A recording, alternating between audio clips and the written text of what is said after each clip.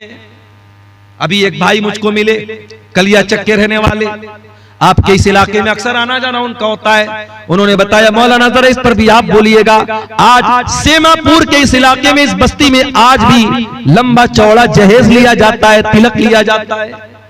ओ मुसलमान, तू गरीब बेटी के बाप से भी जहेज की डिमांड कर रहा है, वो बेचारा बैंक से लोन लेकर के तुझको जहेज दे रहा है, तेरी डिमांड पूरी कर रहा है, और तू बड़ा सीना चौड़ा करके कहता है मैं तो अहले हदीस हूँ, मैं तो कुरान और हदीस पर चलने वाला हूँ, मैं तो अहले हदीस उलमा की तकरीरें सुनता हूँ। अरे तू कैसा मुसलमान है, तू कैसा अहले हदीस है, तू कैसा कुरान और हदीस पर चलने वाला है? क्या तूने कुरान की आयत नहीं पढ़ी, लक़द काना लकुम फी रसूलिल्लाहि उस्वतुन हसना?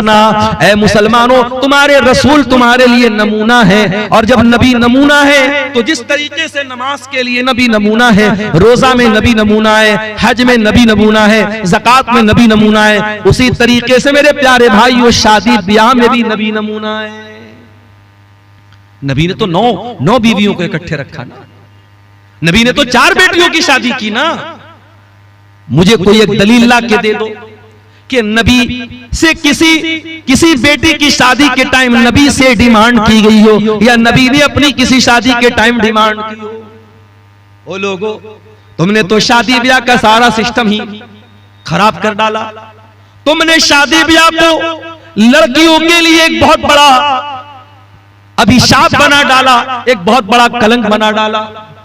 जिसके घर में 4-4 बेटी हो जाए, वो बेचारा तो आधा तो ऐसे ही बीमार हो जाता है कि 4-4 बेटियों की शादी करना है। जिस घर में 4 जवान बेटियां हो और बाप बेचारा मजदूर हो, तो बाप बेचारा रोजाना इसी गम में जीता है कि 4 जवान बेटियों की शादी कैसे करूंगा। वो लोगों, तुमने तो बेटियों की शादी को इतना मुश्किल काम बना डाला कि आज इस काम को पूरा करने के लिए लोग अपनी जमीन और मकान तक बेच डालते हैं। और कभी आपने गौर किया कि आज के इस दौर में भी भारत सरकार को यह नारा क्यों लगाना पड़ता है कि बेटी पढ़ाओ बेटी बचाओ? बेटी बचाने का नारा यह क्यों लगाना पड़ता है? क्योंकि 2025 के इस तरक्की के दौर में जब हमारे भारत का झंडा चांद के ऊपर भी लहरा रहा है, आज भी भारत में लाखों बच्चियों को मां के पेट में मार दिया जाता है। अल्ट्रासाउंड के जरिए उनको जांच करके कि मां के पेट में लड़की पल रही है, उसको मां के पेट में ही खत्म कर दिया जाता है। अगर आप इसके असबाब पर गौर करें, इसकी वजह पर गौर करें, तो बहुत बड़ी वजह लड़कियों की शादी में आने वाली परेशानियां हैं। नहीं चाहते लोग कि हम ये बवाल क्यों पालें, हमें नहीं चाहिए लड़की, लड़का होगा तो लाएगा और लड़की होगी तो लेके जाएगी। ये सोच है आज समाज की मेरे प्यारे साथी। ओ लोगों, शरीयत 2 चीजों का नाम है। इबादत किसकी? इबादत सिर्फ अल्लाह की। और इबादत कैसी? इबादत रसूल के जैसी। और इबादत रसूल के जैसी जब करना है तो निकाह और शादी ब्याह भी ये आपकी जिंदगी का एक बहुत अहम हिस्सा है। हमें और आपको ये देखना पड़ेगा कि नबी के दौर में शादी ब्याह कैसी होती थी। और एक बात बोलूं आपसे, हमारे नबी ने जो काम किया है वो काम करना भी इबादत है, और जो हमारे नबी ने काम नहीं किया है और करने का तकाजा था वो काम ना करना भी इबादत है। मिसाल के तौर पे अल्लाह के नबी खाने काबा का तवाफ करते थे। खाने काबा के 4 कोने थे। एक कोने का नाम हजर अस्वद था, एक कोने का नाम रुकने यमानी, और 2 कोने और थे जो रुकने शामी कहलाते थे। अल्लाह के प्यारे नबी जब खाने काबा का तवाफ करते थे तो हजर अस्वद का इस्तेलाम करते थे, उसको हाथ लगाते थे, और इसी तरीके से रुकने यमानी को हाथ लगाते थे। 4 कोनों में से सिर्फ 2 कोनों को अल्लाह के नबी हाथ लगाते थे, और हजर अस्वद को अगर मौका मिलता था तो चूम लेते थे। मौका मिले तो चूम लेना चाहिए। जो लोग हज करने जाते हैं, उम्रा करने जाते हैं, वो देखते होंगे कि खास तौर से जो अफ्रीका वाले, सूडान वाले मोटे मोटे होते हैं ना, ये किसी और को आगे आने ही नहीं देते। अब इंडिया और पाकिस्तान के दुबले पतले लोग तो पहले उन मोटे लोगों को देख के किनारे से भाई हट जाओ हट जाओ। वो सब तो ऐसा दाएं बाएं केहूनी लगा कि आप ऐसा मारेंगे कि आप बेहोश हो जाएंगे। तो वहां पर भी धक्की धक्का हो रही है। याद रखो मेरे प्यारे साथियों, हजर अस्वद को चूमना ये सुन्नत है, जरूरी नहीं है अगर कोई हज कर ले, उम्रा कर ले, अगर एक बार भी उसको हजर अस्वद को चूमने के या छूने का मौका ना मिले, उसके हज और उम्रा के सवाब में कोई कमी आने वाली नहीं।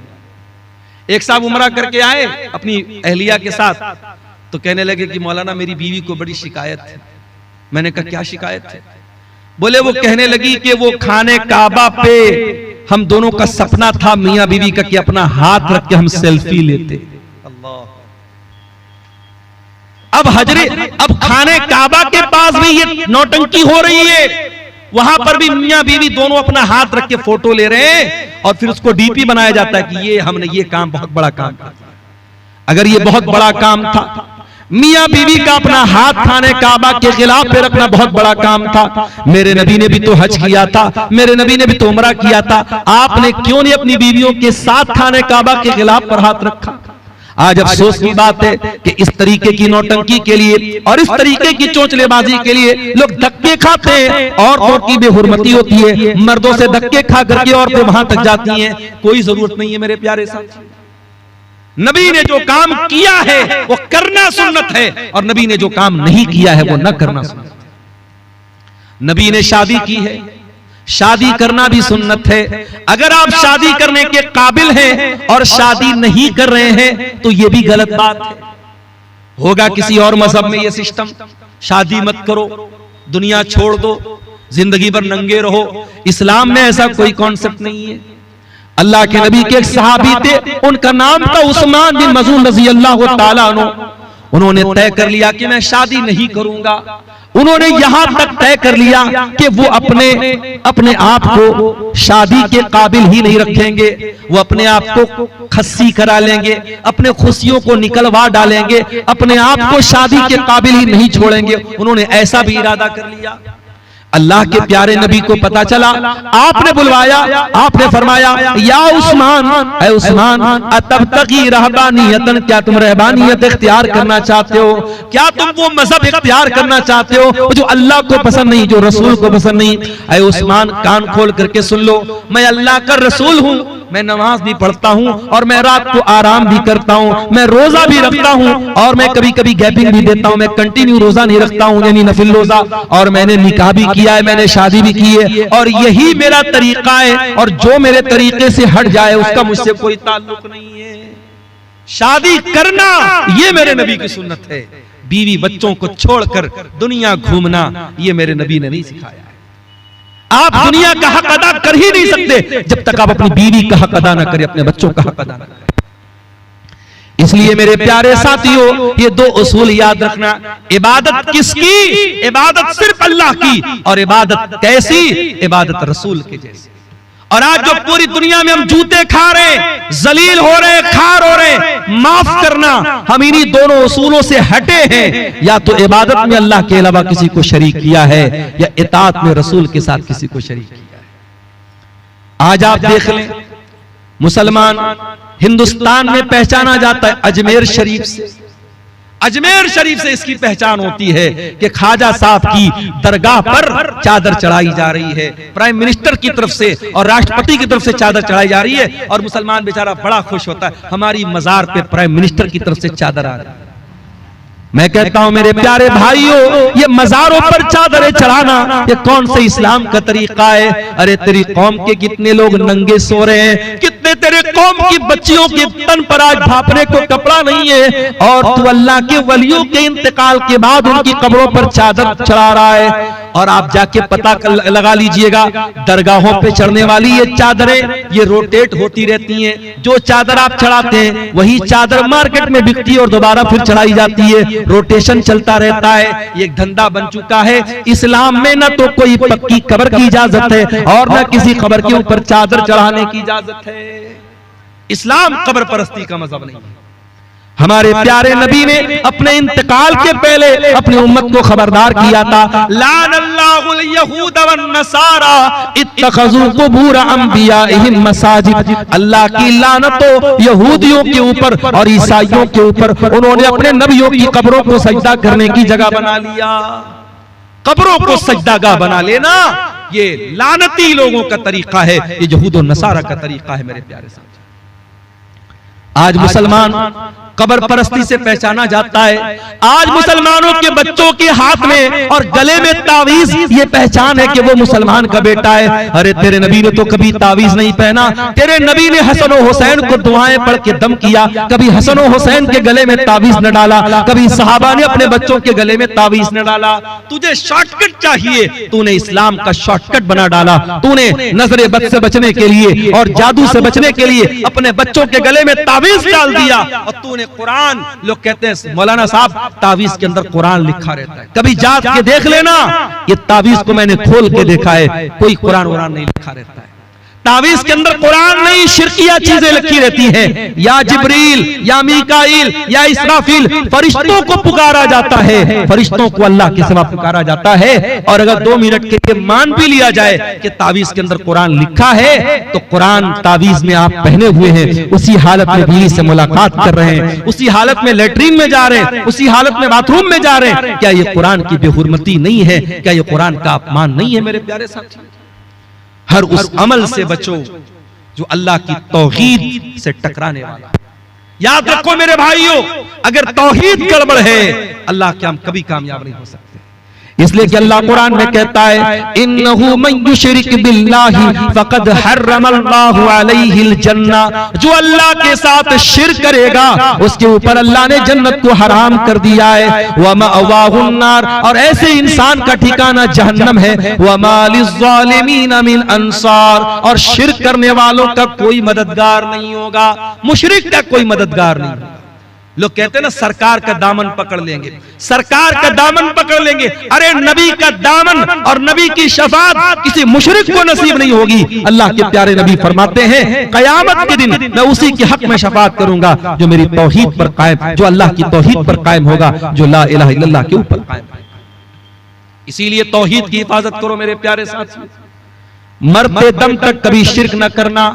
ला तुशरिक बिल्लाह, अल्लाह के नबी ने मुआज इब्न जबल को वसीयत की थी, ऐ मुआज इब्न जबल, अल्लाह के साथ किसी को शरीक मत करना। व इन कुतिलता औ हुर्रिकता, तुम्हें कत्ल कर दिया जाए, तुम्हें जला दिया जाए, जल जाना, कत्ल हो जाना, मगर अल्लाह की जात के साथ किसी को शरीक न करना, शिर्क मत करना। मेरे प्यारे साथियों, अपनी पेशानी को अल्लाह के सिवा किसी और के दर पे मत झुकाना। और याद रखो, अगर ये शिर्क हो गया और बगैर तौबा किए इंसान दुनिया से चला गया तो अल्लाह क्या उसकी माफी नहीं है। इन्नल्लाह ला यगफिरु अन युशरक बिही व यगफिरु मा दून ज़ालिका लिमन यशा, जो दुनिया से शिर्क करके चला गया और शिर्क की हालत में मर गया, अल्लाह फरमाता है उस मुशरिक की हम मग़फ़िरत नहीं करेंगे, मुशरिक की अल्लाह ताला के माफी नहीं। अच्छा, मैं एक मिसाल से बात करता हूं। मकान आपका है, घर आपका है, कोई दूसरा आकर के आपके मकान पे कब्जा कर ले और आपके मकान को अपना मकान कहे, क्या आप गवारा करेंगे? आपकी बीवी निकाह आप करके लाए और आपके बजाय किसी और को शौहर माने, क्या आप गवारा करेंगे? नहीं नहीं, मेरी बीवी है, मेरे अलावा किसी और को नजर भर के देखे, हम तो ये भी गवारा नहीं करेंगे। जब हमारी गैरत ये तकाजा करती है कि जो चीज हमारी है उस पर किसी और का हक ना हो, अल्लाह तो हमसे ज्यादा गैरत वाला है, अल्लाह तो सबसे ज्यादा गैरत वाला है। अल्लाह की गैरत को गवारा नहीं है कि इबादत में अल्लाह के साथ किसी को शरीक किया जाए। तो इबादत किसकी? इबादत सिर्फ अल्लाह की। अब आओ जरा दूसरे सवाल पर हम गौर करें, इबादत कैसी? इबादत रसूल के जैसी।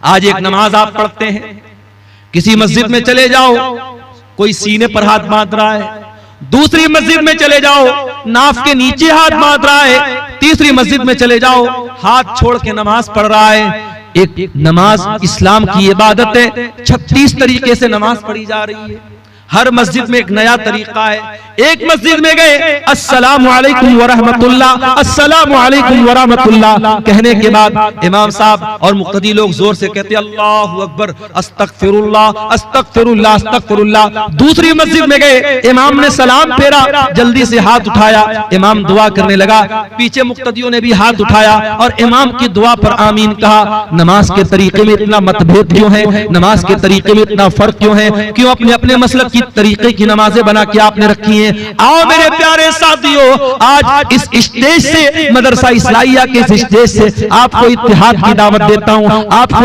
एकता की दावत देता हूं। आओ नमाज का वो तरीका चलेगा जो जनाब मोहम्मद रसूलुल्लाह सल्लल्लाहु अलैहि वसल्लम ने बयान किया। और आपने फरमाया सल्लू कमा रायतुमूनी उसल्ली, ऐ मेरी उम्मत के लोगों उस तरीके पर नमाज पढ़ते रहो जिस तरीके पर तुमने नमाज मुझको पढ़ते हुए देखा है।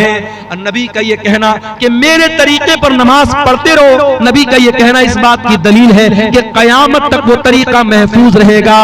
और आज भी हदीस की किताबें बताती हैं कि अल्लाह के नबी जब तशहुद में बैठते थे तो कहां पर उंगली हिलाते थे, कहां पर उंगली को हरकत देते थे। जब आप रुकू में जाते थे तो घुटनों को कैसे पकड़ा करते थे, जब आप सज्दे में जाया